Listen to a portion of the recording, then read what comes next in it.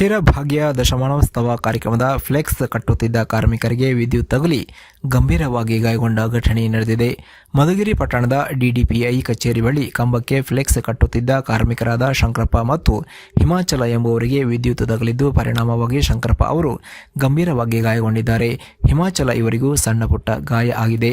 ಗಾಯಾಳುಗಳಿಗೆ ತಕ್ಷಣವೇ ಮಧುಗಿರಿ ಸಾರ್ವಜನಿಕ ಆಸ್ಪತ್ರೆಯಲ್ಲಿ ಪ್ರಥಮ ಚಿಕಿತ್ಸೆ ಕೊಡಿಸಲಾಯಿತು. ಗಂಭೀರವಾಗಿ ಗಾಯಗೊಂಡ ಶಂಕರಪ್ಪ ಇವರನ್ನು ಮಧುಗಿರಿ ಜಿಲ್ಲಾ ಆಸ್ಪತ್ರೆಗೆ ರವಾನಿಸಿ ಚಿಕಿತ್ಸೆ ನೀಡಲಾಗುತ್ತಿದೆ. ಜಿಲ್ಲಾಧಿಕಾರಿ ಶ್ರೀನಿವಾಸ್ ಹಾಗೂ ಸಿಇಒ ಜಿ ಪ್ರಭು ಮಧುಗಿರಿ ಸಾರ್ವಜನಿಕ ಆಸ್ಪತ್ರೆಗೆ ತೆರಳಿ ಗಾಯಾಳುಗಳ ಆರೋಗ್ಯ ವಿಚಾರಿಸಿದರು. ವರದಿ ಆಬಿದ್, ಮಧುಗಿರಿ.